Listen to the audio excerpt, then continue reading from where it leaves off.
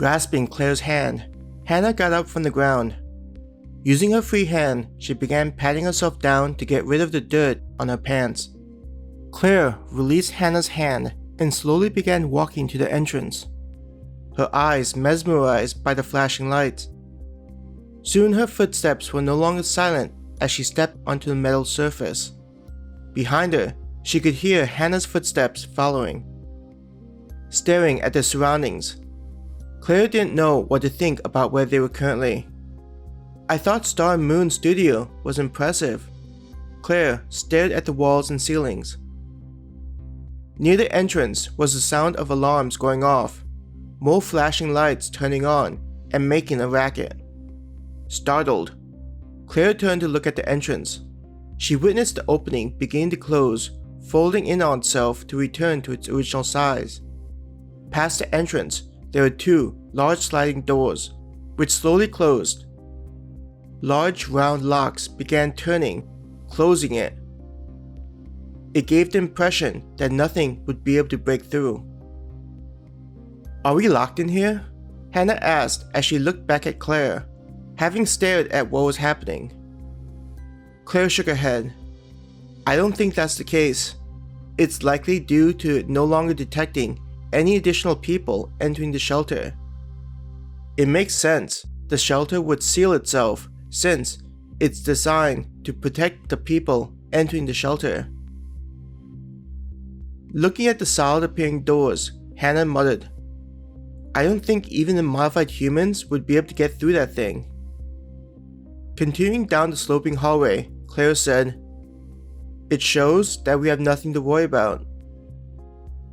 On the walls, screens began turning on. There was the outline of a woman, though the face couldn't be seen. It only allowed Claire to recognize the gender. "Welcome to Star and Moon's emergency shelter, designed to protect you from any dangers." The woman gave a reassuring smile to the viewer. "In cooperation with the military, we have been given permission to design a few of the shelters. Rest assured that this shelter was designed with comfort in mind, superior compared to the typical shelter." Is Star and Moon trying to brag about its technology compared to the military? Hannah wondered out loud. Ignoring Hannah's comment, the video continued.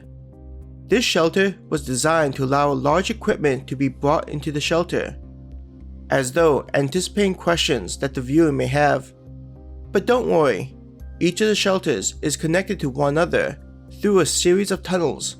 We request that each individual registers themselves with our system in order to help reunite families on the off chance your loved ones entered through a different entrance. Listening to the announcement, the two of them continued walking down the hallway. To assist them, signs were pointing to the direction they needed to go to register. After a certain amount of time had passed, the video began from the beginning. The woman explained the process in an attempt to calm the likely frantic survivors. I wonder whether it knows that only the two of us have entered this place. Claire wondered as she occasionally looked at the monitors. Do you think the military knows how advanced this place looks? Hannah interrupted Claire's thinking. I'm not sure. Judging by how everything looks, I'm getting the feeling as though the military had no hand in creating this. The only thing I'm confused about is how Star and Moon was able to pull off something so massive, right under the military's nose. Claire noticed a sign in front of them, directing them to go down a slightly smaller hallway. In front of them, the hallway ended, seeing signs warning of the floor descending.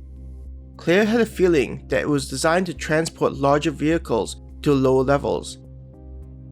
As they turned into the new hallway, Claire understood that it was meant for people only instead of having it shared with vehicles. What shocked her even more was how the sides of the hallway showed a calming forest. What is this place supposed to be? Claire asked, wondering whether what she was seeing was part of some kind of dream.